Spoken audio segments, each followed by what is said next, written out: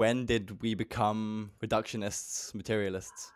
Oh, materialist goes very far back. It goes back to Lucretius and the early Greeks and Romans, the classical period. There have always been um, philosophers and thinkers who have thought that, for example, what Plato was suggesting about there being these transcendental forms, that was nonsense, that everything was material. And then the question is, which material, right? And so one said earth, wind, fire, or water. Oh, four, no. Maybe it's something that is amorphous, that has no properties, the apeiron, that's, I never remember which, Empedocles, I think, which, um, and so that has always existed.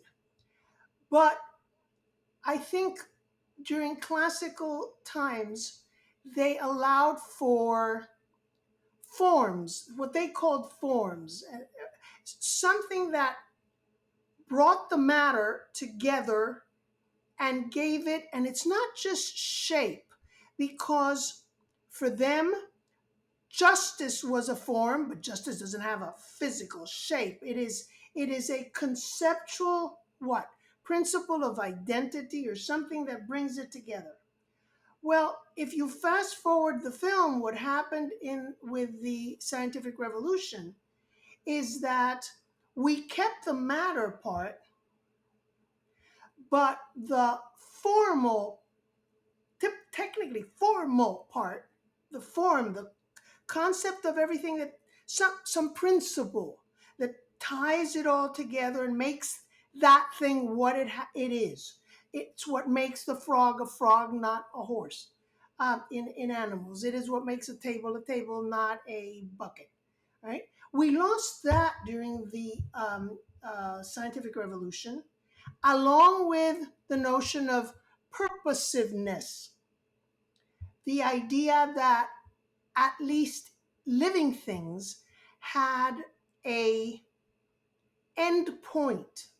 No, I'll use the word more broadly than purpose, an end point that they strove, whatever that means, non-anthropomorphically, towards, so that the acorn has in it the form of an oak tree, and so it strives to. But notice that was always thought of in classical times as a built in form.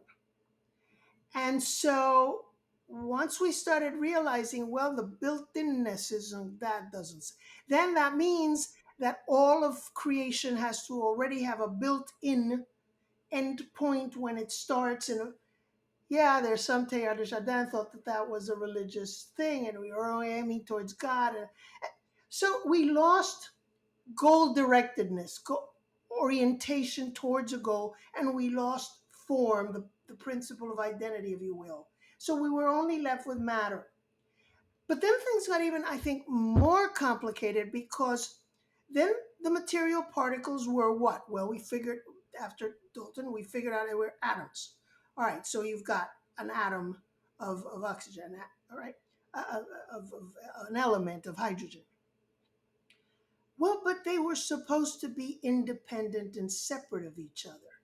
And the only way they interacted was literally by bumping into each other because of a forceful collision between one and the other. But if you think about it, Newton's equations of motion are time reversible.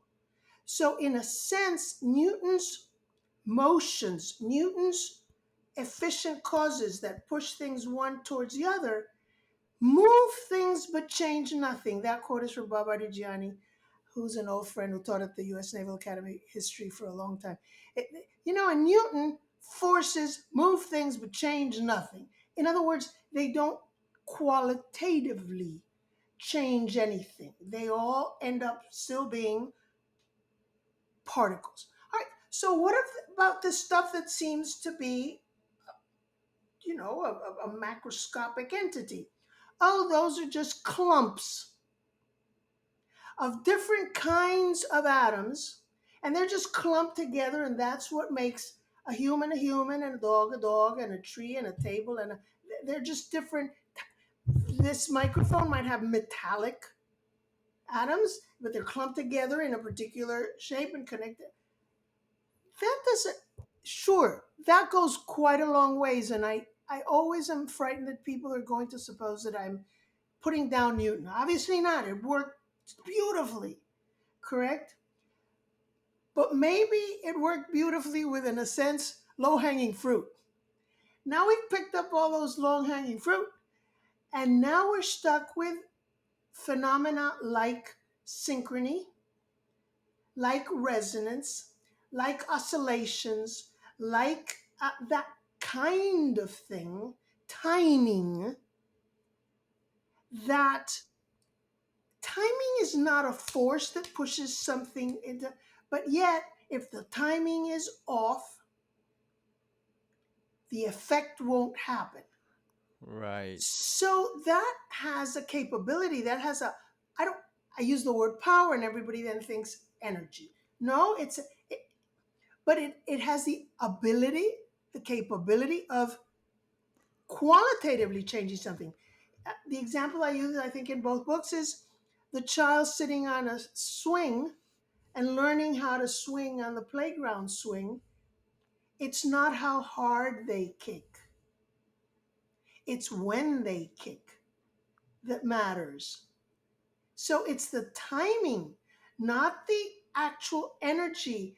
At the beginning, the child keeps kicking harder and harder and harder. They figure, well, that must do it. No, it takes a while for them to realize it's not the how hard, it's the when. Well, it's interesting that you know there were people who might be think, okay, there must be some, atom comes from the Greek, this thing that's indivisible. Maybe there is some substance we can find that underlies it all, and we can have different theories about that. And so, but it's interesting. Then today we might go, okay, well, like we atoms, hydrogen, helium, we find them, but even these are divisible, and there are things beyond them. So even it's interesting that even that there's no set thing even in them that is a thing. And so it kind of feels to me like even if you want to create a single atom, that feels like there's different parts coming together creating something. So in that example, and when you have atoms and they're just bumping together and creating things like molecules that have new properties, water is different from the hydrogen, the oxygen that goes into it. How is that explained by a Newtonian way in It which isn't. is only It isn't. That's it the isn't? problem. And you said atoms coming together, but it's that coming together part that I Mm, think we've missed, because it's a certain kind of constraint, it's a certain kind of linkage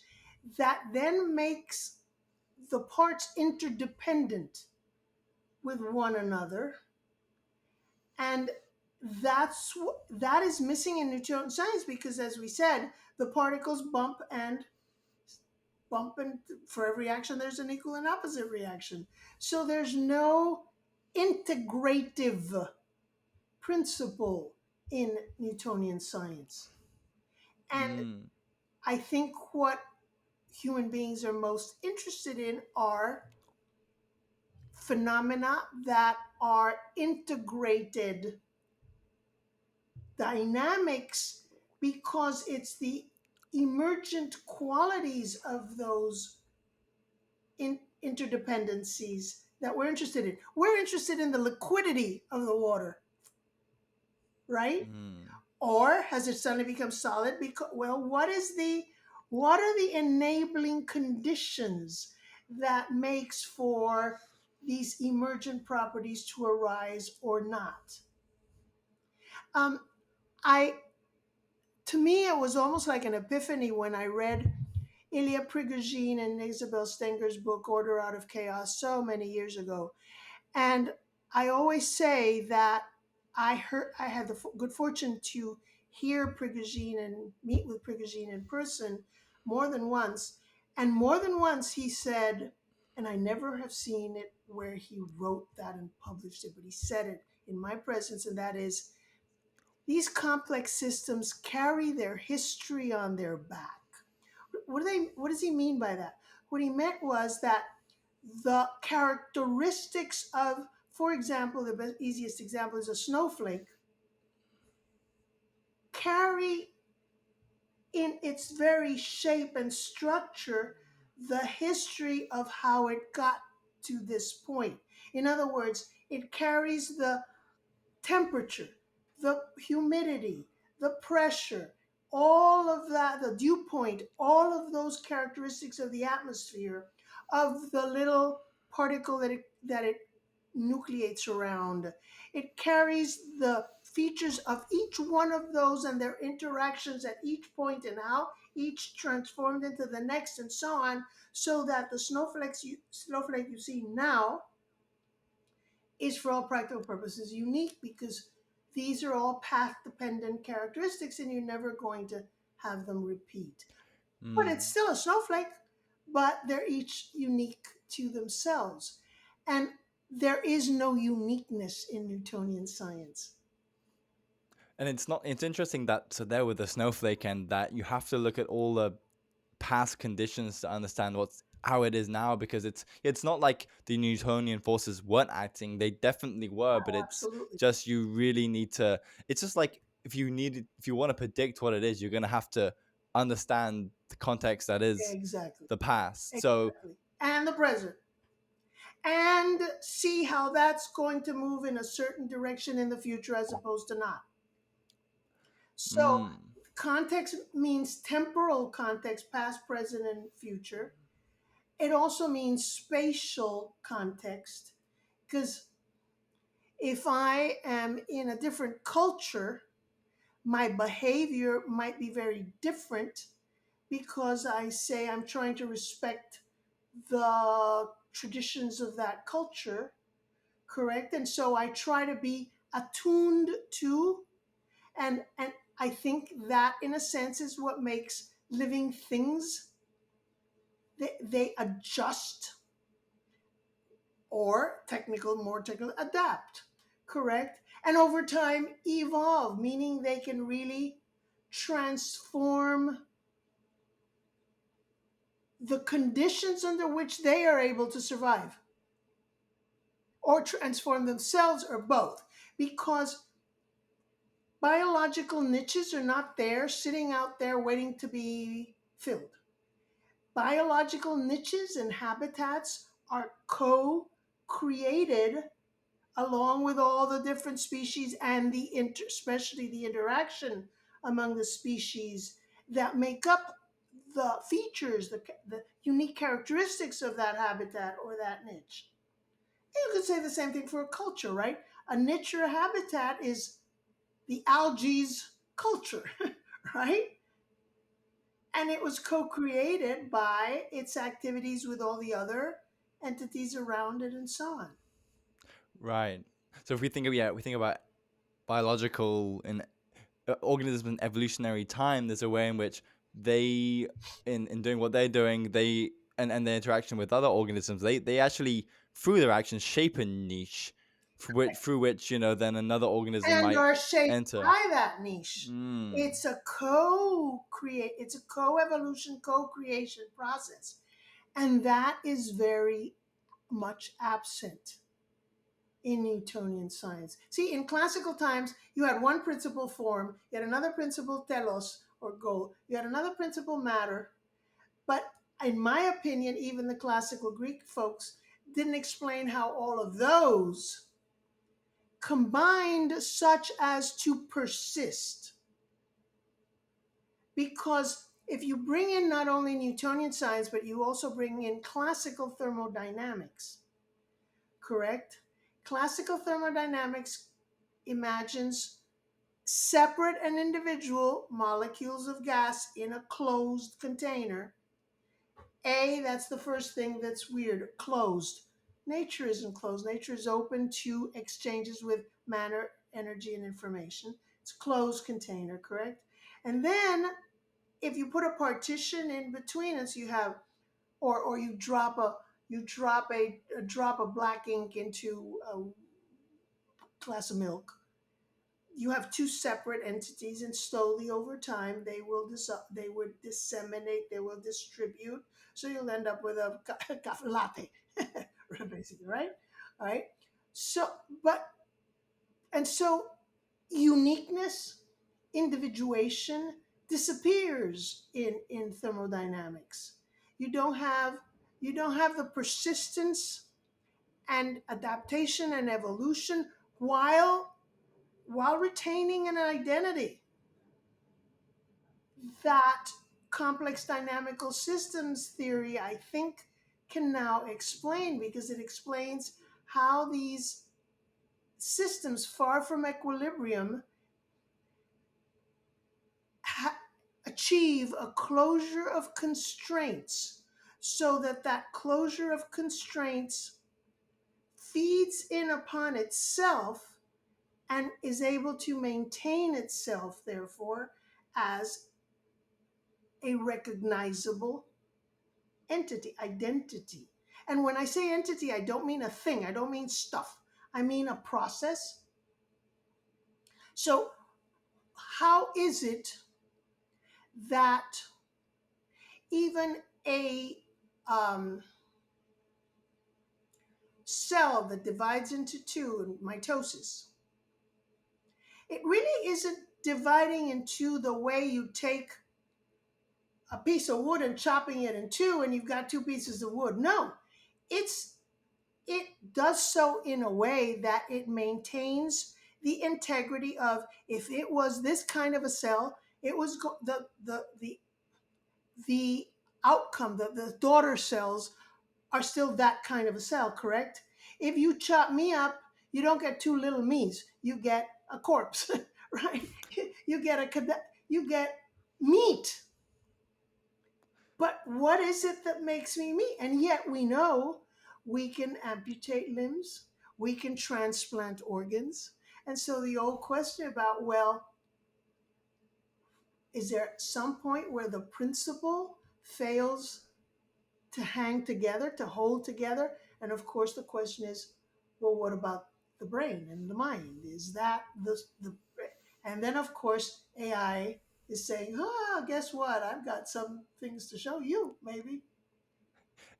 I think so. Yeah. So something you touched on there, and the start of the conversation was purpose, right? Because you say it's not just a, you look at me or you and we say this, oh, it's a clump of matter. It's the aggregate form as in a shape. No, we mean it's also a process, right? This thing, the self-perpetuating thing that is pushing forward not just how I am, like physically all my cells are together, but also my drives, my Who purposes. It's I all, am, who I am. yeah, yeah, the Me identity, as you and say. me over time, in a sense. Me and my circumstances, me and my environment, correct? And how that has shaped me, and I have hopefully shaped some of it, affected it.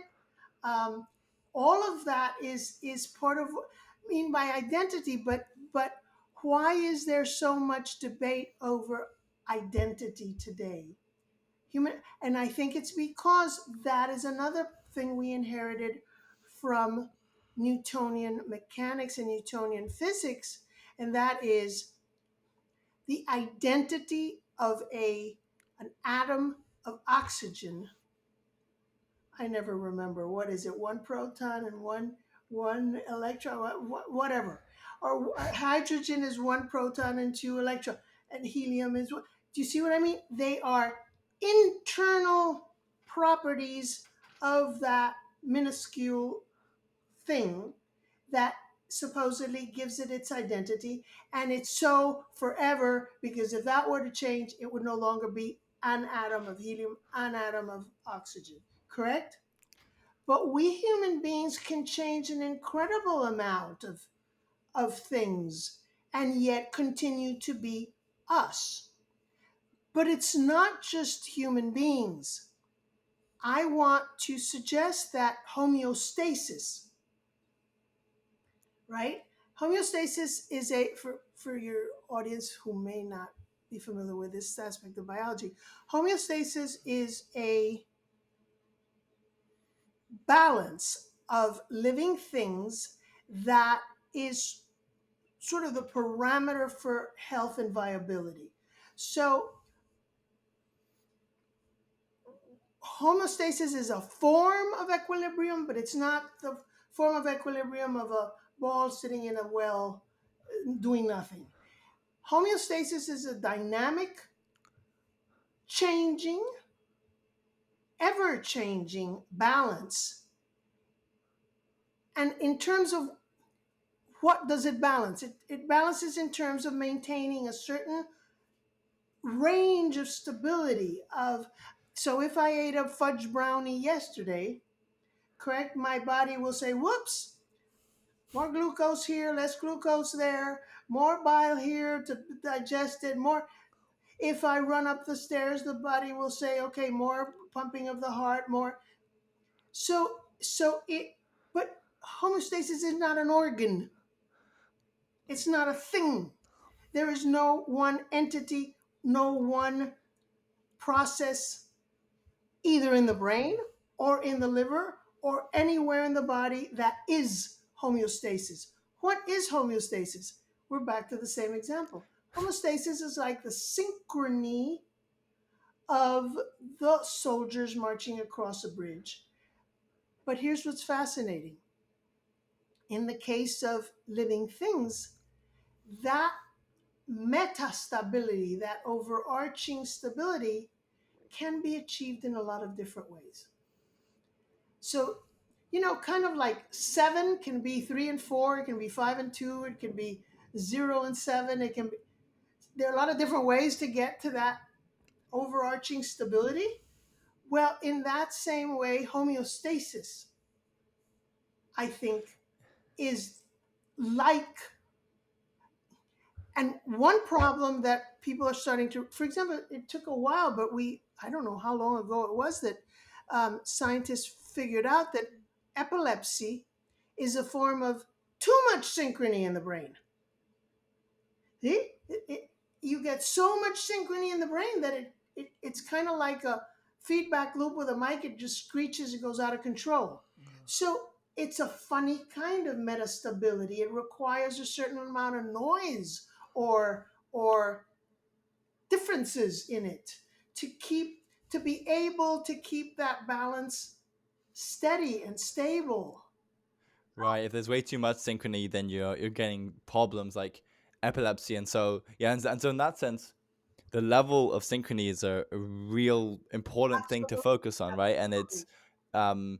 because The degree of synchrony, correct. mm, But the body is pretty forgiving. It doesn't require a 7.2.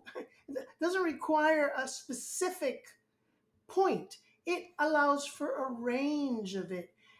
What that means, I think, is that evolution selects for a complex form of organization that, in my language in the book, is multiply realizable. It can be actualized, it can be made real in a lot of different ways while still maintaining that overall overarching stability.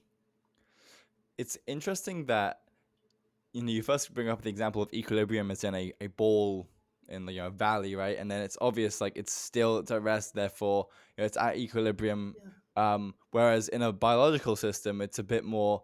Well, it's actually the equilibrium is changing, and there's actually so many things going on in it. So then, what would a reductionist say to why that's just? I guess because the whole there's many because it's like again that's what I think why I thought purpose was an interesting thing to bring up is like Yeah. you said maybe the Greeks in the past would kind of thought it was natural to think that there is something which binds all the different parts together Yes. such that Finding. there is something Right. to which they're all doing something. Correct.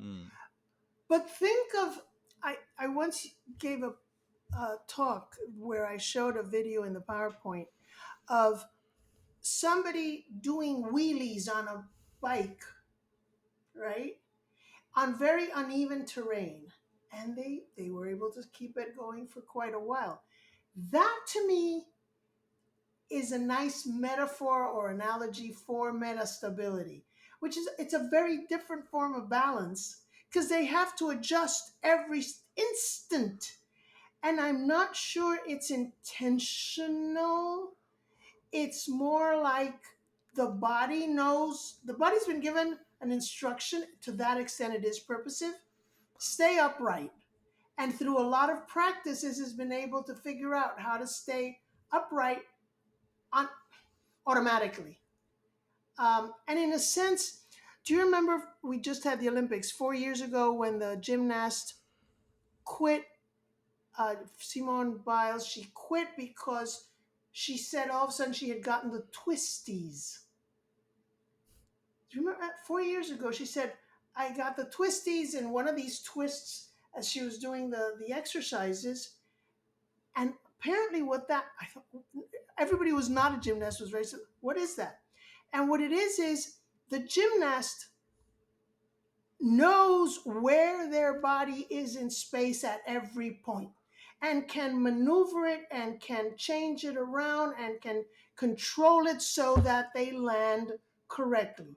If you lose that, what is it? I guess it's a combination of interoception, proprioception, all these abilities to know where you are in space and time such that you stay upright, correct?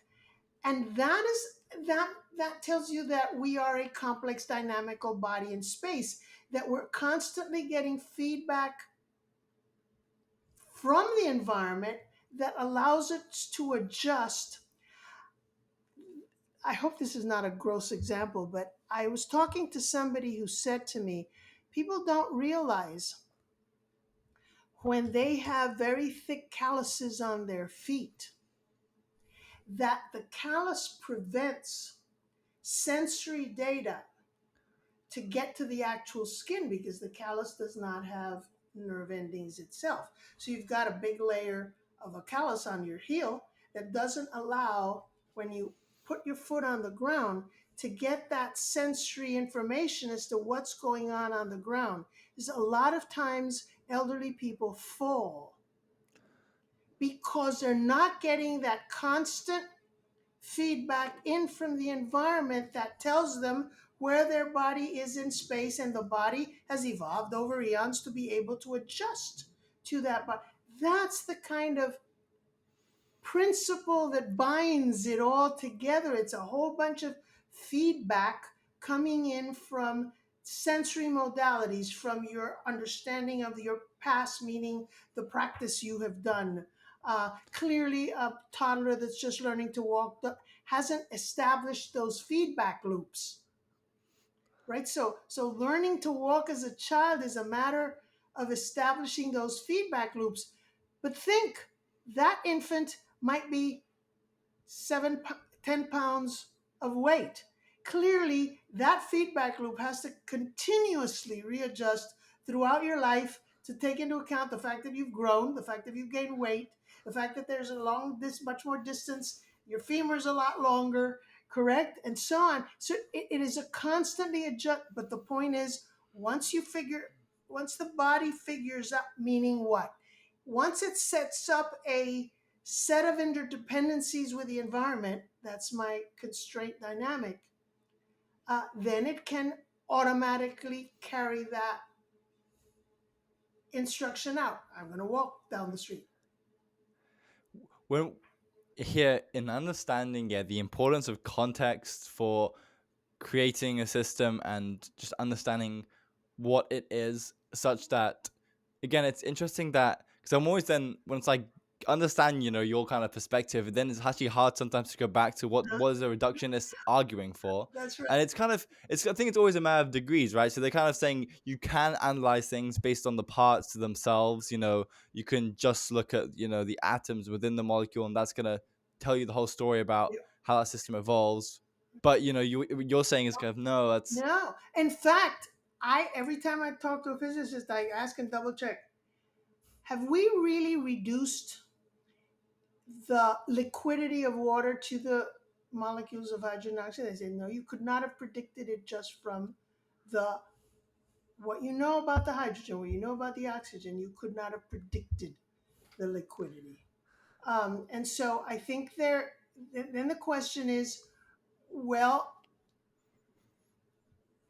I want to know more about the liquidity. So we need to understand the conditions that enable that emergence to occur, correct? And I think linkages between molecules are an important component of that. And as we said earlier, in Newtonian standards, these molecules are separate and independent, and they never link up in the sense that they produce stable configurations at that level of analysis, at the atomic level, right? But in a sense, you might say, well, yes, they do. They can link up as molecules.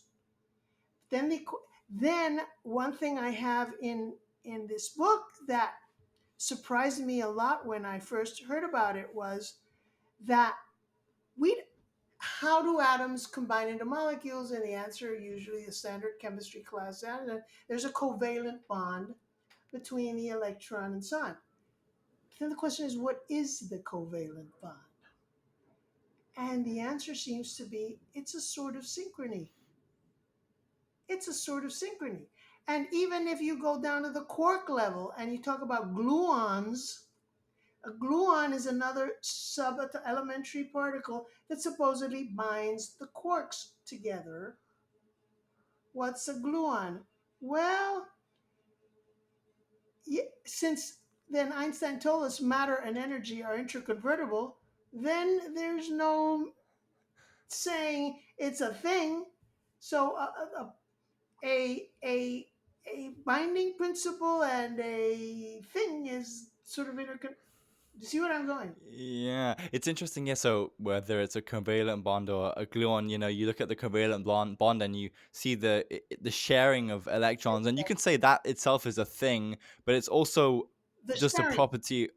But it's, yeah, you could just say, yeah, it is the sharing. It isn't a thing that then binds. It is correct, into a thing which comes about through the relations and the relation which binds the correct. things together. So you could always take that perspective. So then the question becomes, what's more fundamental, the relation or the thing?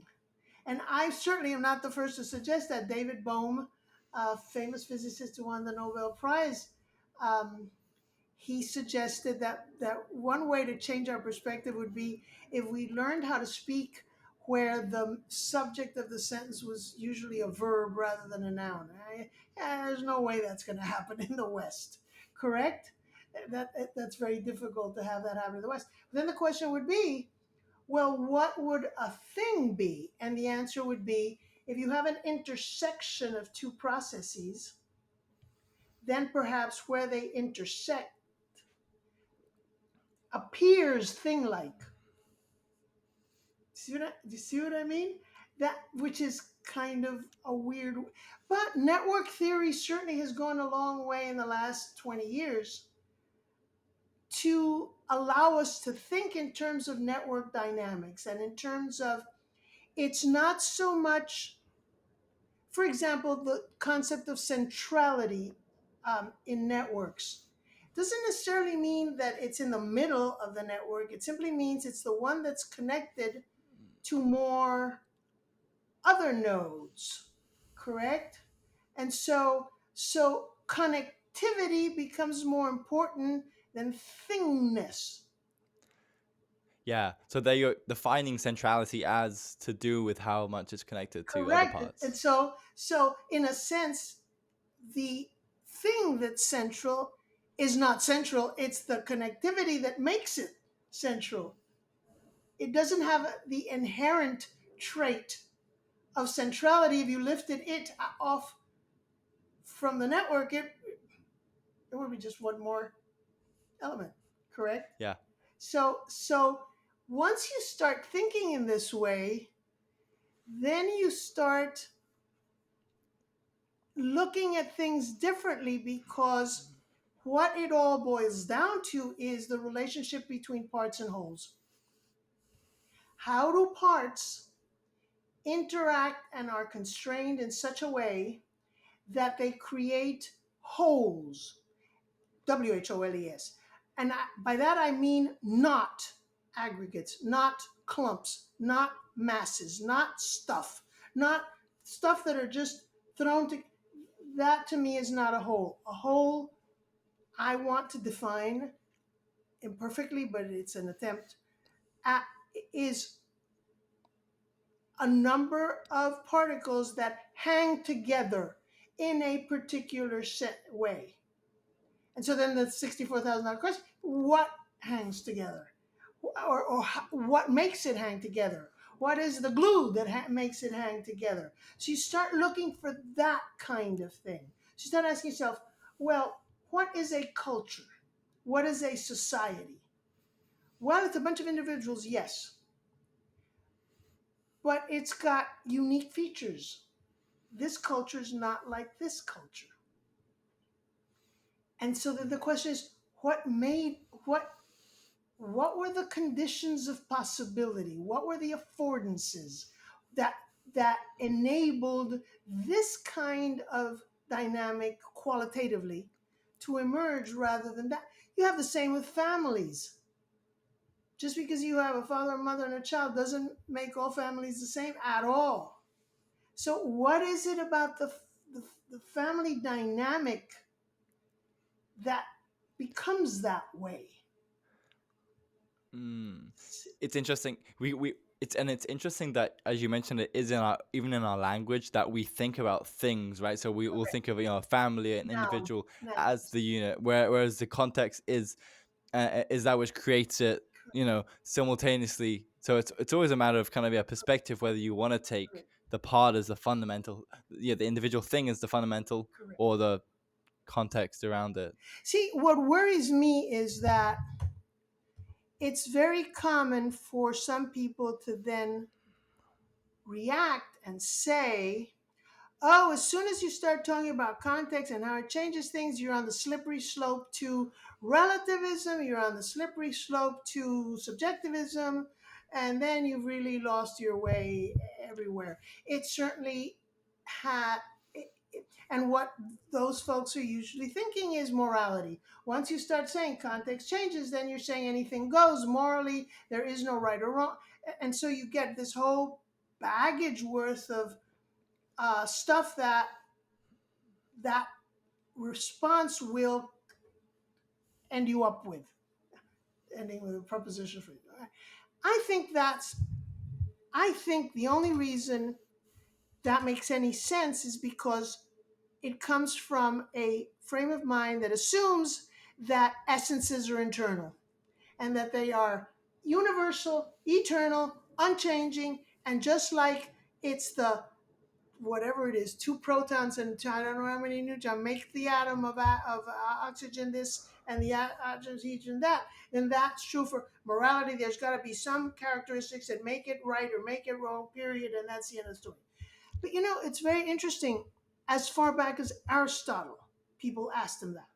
Aristotle was a biologist. He got an awful lot of biology wrong, but he at least had the interest in empirical information.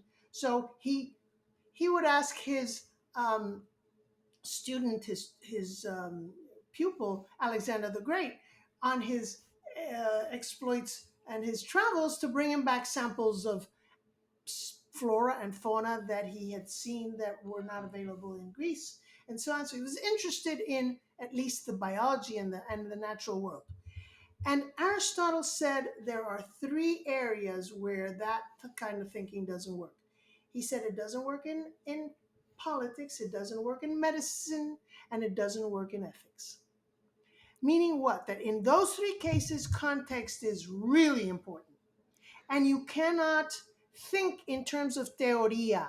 Teoria is what science today thinks of as science. And we now tend to think that is the only form of science. And that is find a universal law like Newton's laws of motion, like Einstein's E equals mc squared, like whatever, plug in the initial conditions, right? And crank out a prediction which will always at all times be correct. Well, it worked beautifully for eclipses. I'm not knocking it. I keep repeating, I'm not knocking it.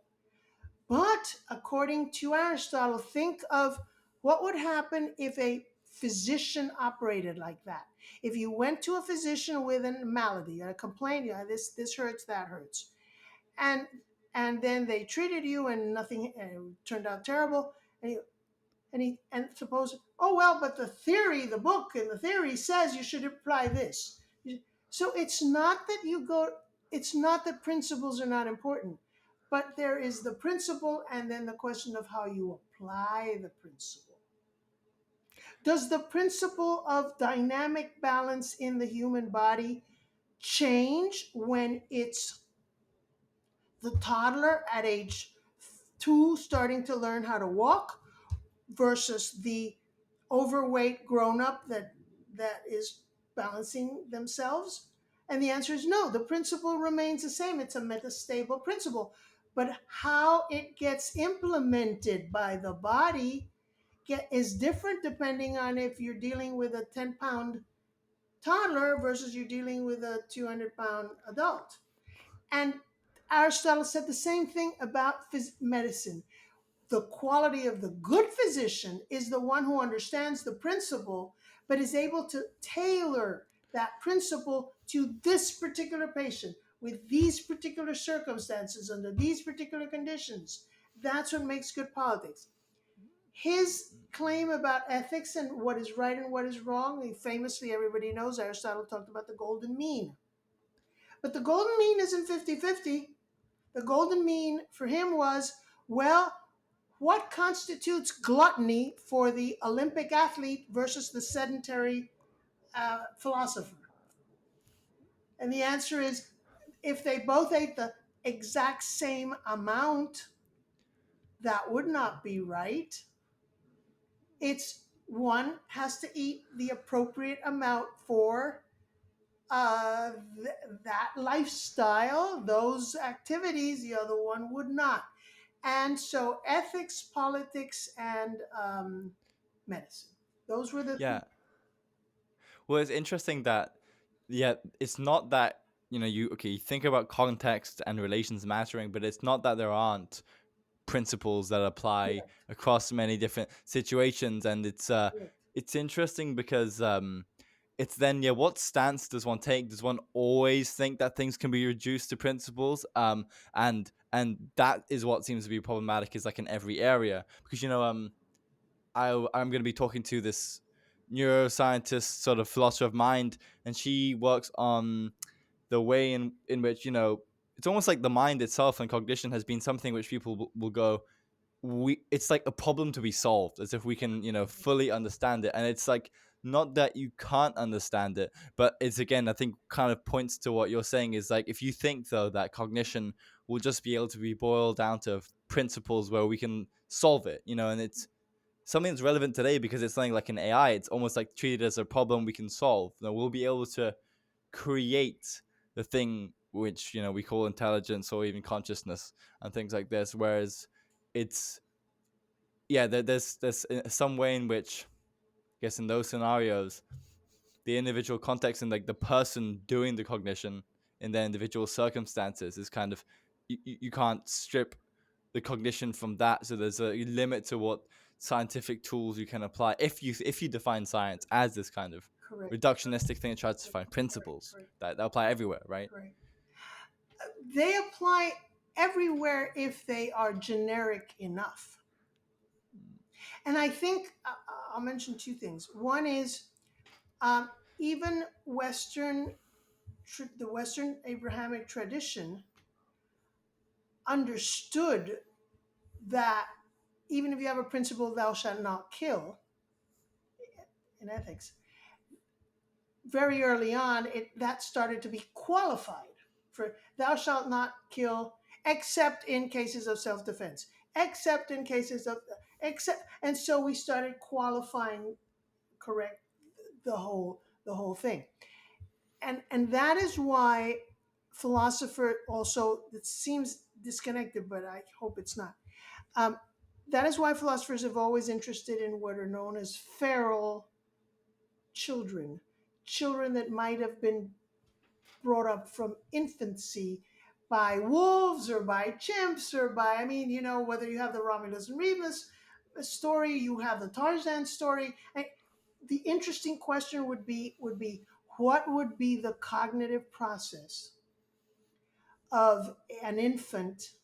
See, but the problem is in all of those stories, they were babies and they had been around their parents long enough and then they got brought up. Then something happened that they got lost and had to be raised by wolves, or had to be raised by the chimps in the case of Tom. So you never get a clean, completely free notion of a feral child. The question is, how much of our cognition is built in, has evolved already, or how much is it an emergent property of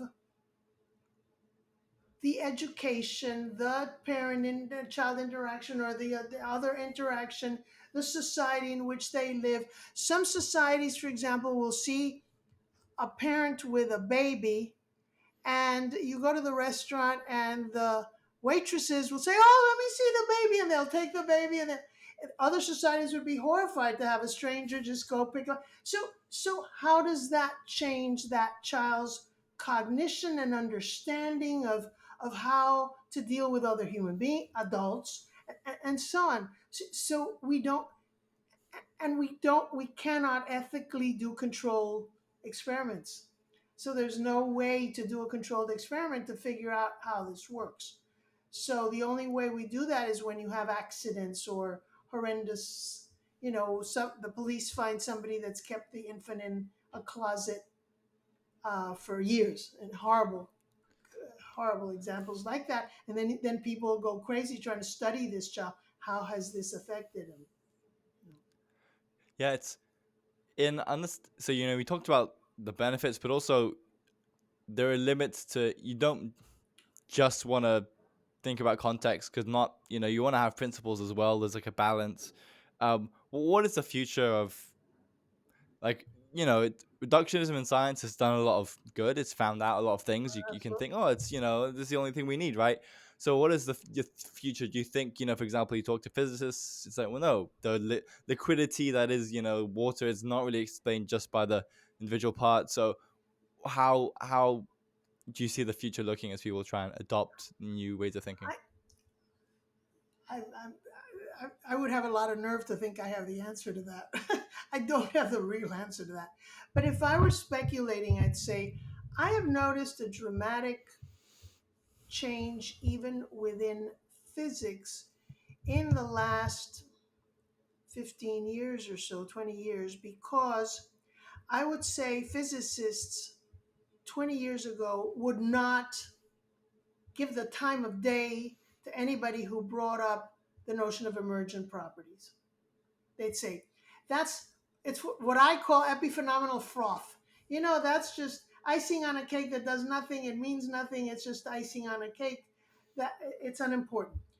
But I think, for example, that phenomena like superfluidity and superconductivity have really opened up the eyes of physicists, saying, wait a minute, where's this coming from? And it clearly has properties that we could never have anticipated from the component aspects. Where So what are they? What would those be? the fact that a superfluid condition, there is no friction at all. Excuse me, friction is basic at the heart of anything in sort of the dynamic, normal way we've thought of things for a long time. And superfluid,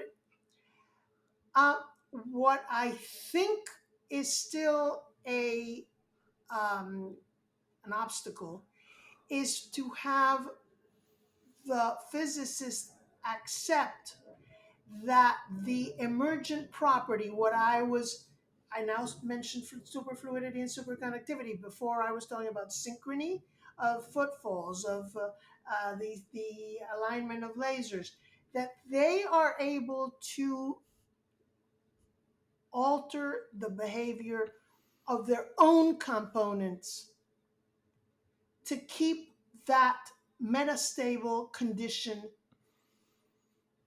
state metastable condition to have it persist in time. I think that is still a stumbling block that physicists do not, because if you do that, then in a sense you're opening up a huge can of worms. You're saying there is not only bottom up causality, there is top down causality from the whole as such, from the superfluidity as such. superconductivity as such to its component parts. And that's where you still have a bit of hesitancy. You have people like Brian Laughlin, you have people like George Elias, who are cosmologists, physicists, and so on, who are starting to sort of waver a bit. But I think and philosophers, I hate to admit, I almost don't read philosophy anymore. They're kind of stuck in an old time mindset and I'm going, you know what? I don't learn anything. I rarely learn anything new, very few. But Carl Gillette, for example, has a book that I never remember, Reductionism and Emergence, Reduction and Emergence in Science and Philosophy. And he's the one who brings this up. And that is very good. It's 2016. It's been a while. And you get a woman, her name is Cecile Malaspina, and her colleagues Miguel Bando and Sonia. They're talking about epistemology of noise. See, in Newtonian science and so on, noise is what you want to get rid of. Noise is what you don't want. But clearly, if it's true what we said earlier, that too much synchrony in the brain means mental illness, a serious problem, then you need what? You need noise. You need disparities. You need differences. Correct? You need non 100% homogeneous, and that is true for most complex systems. They are not block universes. They are not frozen blocks in time. They are articulated, meaning what? They've got some play and they allow some variations. They allow noise, that sort of thing. So you get sometimes some philosophers are starting to, but by and large, especially in the Anglo-American world, I think analytic philosophy, ordinary language philosophy, that the heritage of positivism is so entrenched that they're not doing anything. You think, my goodness, why don't you take a look at this novel sort of science? Prigogine got the Nobel Prize in chemistry, for heaven's sake. It's not why we're talking woo-woo science, hippy dippy woo-woo science. This is legitimate science, and see how that might change our notion of cause and effect, which is a philosophical notion, our notion of essential traits, our notion of identity. All of these are philosophical questions for which that science has an awful lot to suggest. If nothing else, it makes you look at the world a little bit differently, and that's always a good thing, right? Hmm. What what is your future and in thinking about these topics, and The future, with respect to AI, for example, I think we're going to see another qualitative leap. Once it's not just language models that these chatbots and so on are being trained on, it's not just text, it's not just written text. Because, grant you, the fact that you've got such humongous databases means the text can, the pattern it recognizes can incorporate an awful lot of context. So I grant you that, but I think that's not enough. I think once you start incorporating sensory input, something like a camera, visual, haptic feedback, right? So you get touch. So you get audio, meaning what? For example, you get intonation. Notice that even texts and emails in my opinion, had to come up with emojis. They had to, because there was no way, looking at the syntactical structure of the sentence alone, that there were very often times when you could not discern, is this humorous? Is this nasty? Is this ironic? Is this cynical? Is this, they're telling me what to do? Imperative? What is this? So emojis became, in a sense, what I call context independent constraints, meaning they set the stage for Read this in under this in this landscape. Read this as a humorous landscape. Read this as a ironic landscape. Read this as a declarative, straightforward, empirical statement of fact landscape. But once the real time AI system is able to incorporate audio and intonation, then you have a whole new dimension that it can interpret, and it will start sounding even more realistic, I think. Interesting. That it already has some context in language, but when it has all of the different arrays of experience that we might Exactly. have, it's yeah, interesting. And if you see it, you hear it, you touch it, it gives you at least those three modalities. Some people have suggested that even off the olfactory, the smell system. One interesting thing is the olfactory bulb in the does not go is the only sense that the connections do not go directly into the cortex. Mm. So that is it goes more to the limbic system and so on, where the emotions are. So that brings up something very interesting. When you all of a sudden smell a particular odor, it will usually bring back not just the odor, it will bring back all the experience you were having the first time you ever smelled that fragrance or odor or whatever. It'll bring up back a whole scene. How's that possible? And so then the question is, but there's a wonderful book called Smellosophy. Smellosophy. That is one sense we are having the hardest time reducing it to, because you can reduce um, the molecules that give us the smell of a lemon, or that give us the smell of a rose, or that give us the smell of putrid meat. So we know what those molecules are.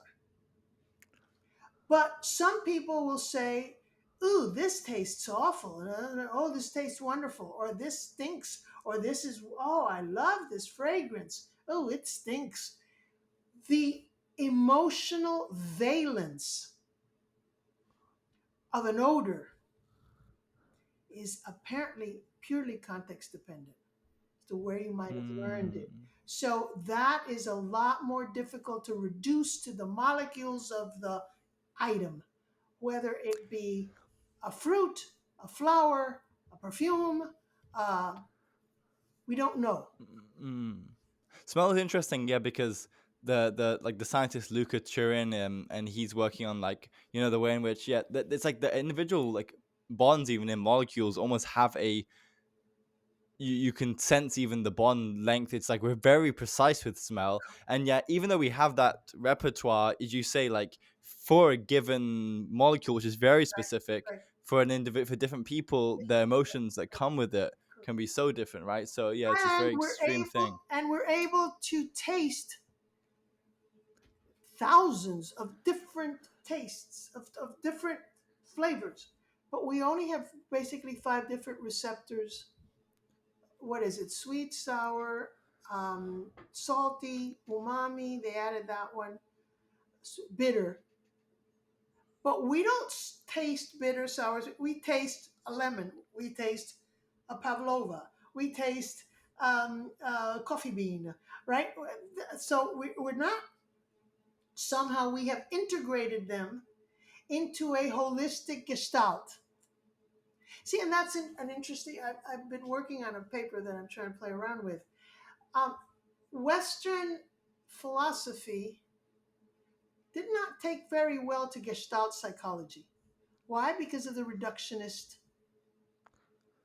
framework that pervaded Western philosophy. The idea from Gestalt psychology is you don't perceive a patch of color, you perceive a tomato in my hand. You don't just perceive a patch of red, correct? But philosophy in Western Europe and America and in the Northern Atlantic primarily wanted nothing much to do with Gestalt. They just shunted it off to the psychology department, but in philosophy, they didn't incorporate it into epistemology. That was not legitimate epistemology. End of story, case closed. It's very interesting.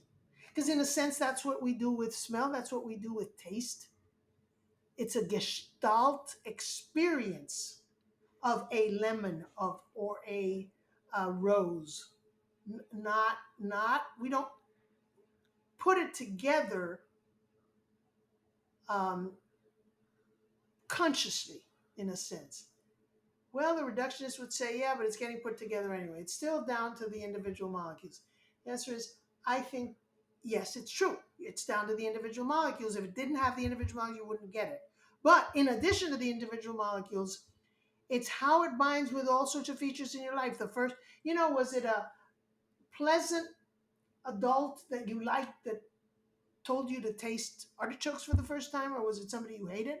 And maybe that's how come you don't like artichoke.